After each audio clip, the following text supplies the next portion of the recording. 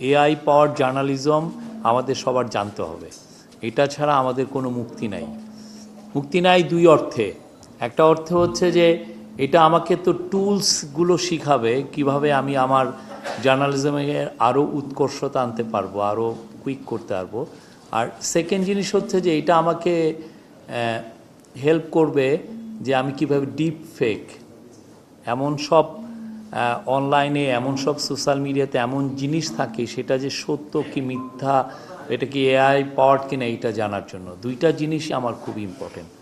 But একটা জায়গায় AI journalism হোক, অন্য জার্নালিজমই হোক, একটা জায়গায় কিন্তু সব এক। জার্নালিজমের যে ইথিক্স, জার্নালিজমের যে গ্লোবাল গোল্ড স্ট্যান্ডার্ড, এটা কখনো চেঞ্জ হয় না। আপনি খুব সুন্দর, আপনার লেখাটা সুন্দর হচ্ছে না, আপনি চ্যাট জিপিটিতে দিলেন যে এটাকে তুমি পলিশ করে দাও, চ্যাট জিপিটি আপনার লেখাটা পলিশ করে দিল। কিন্তু ওই পলিশ করতে যেয়ে দেখা গেল যে আপনি যে কোডটা রেখেছিলেন সে কোডটাও সে চেঞ্জ করে দিল, কোডটাকে আরও সুন্দর, মানে এটাকে শুনতে ভালো শোনায় এরকম করে দিল।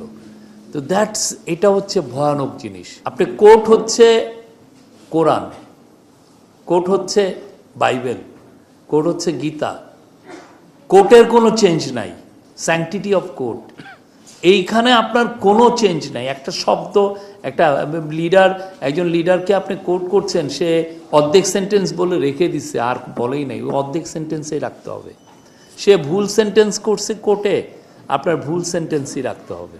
মানে এআই পাওয়ার জার্নালিজম আপনারা অনেক কিছু এলো, আপনার তাড়াতাড়ি লিখতে দিবে, আপনাকে এডিট করানো শিখাবে, আপনার অনেক টুলস। আপনি যদি স্পোর্টসের জার্নালিস্ট হন, আপনি ক্রিকেটের স্কোরটা এসে তারকে দিয়ে দিলেন, সে আপনাকে 750 ওয়ার্ডের একটা স্টোরি বানায় দিবে। It will do everything for you.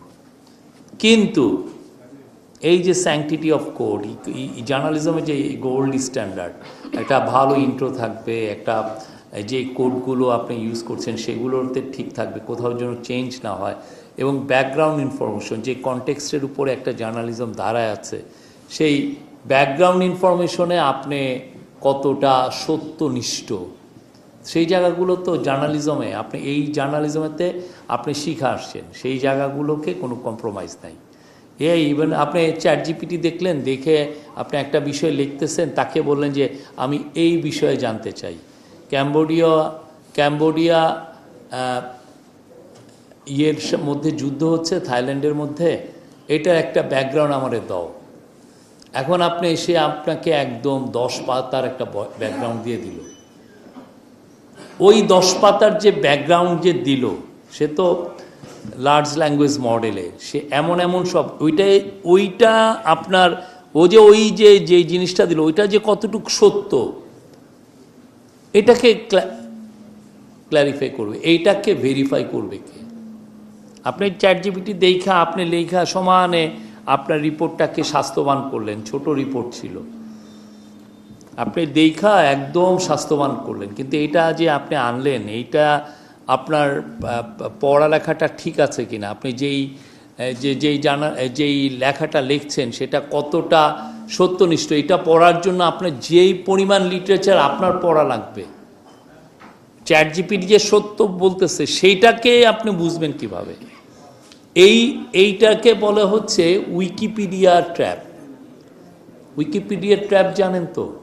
Wikipedia trap, অনেকে মনে করে যে উইকিপিডিয়াতে যা আছে সেটাই সত্য, কিন্তু উইকিপিডিয়া তো আমিই দিচ্ছি। উইকিপিডিয়া যদি ধরেন কেউ যদি শেখ হাসিনার জীবনী উইকিপিডিয়াতে লেখে, এবং এরা দুইজনই যদি আওয়ামী লীগার হয়, সে এমনভাবে শেখ হাসিনার জীবনী লিখবে, ওইখানে তার যে সে 2024 সালে বা তার আমলে যে সে কি ভয়ানক রকমের খুন খারাপি, গুম এগুলো করেছে, ওগুলো আসবেই না। তাকে দেখাবে যে উনি 2009 থেকে 2024 সাল পর্যন্ত বাংলাদেশের প্রাইম মিনিস্টার ছিলেন, 3টা ইলেকশন জিতেছেন, সে উইকি। আপনি দেখা, আপনি তো দূরের মানুষ, আপনি উইকি তো ওকে এইভাবে প্রেজেন্ট করতেছে।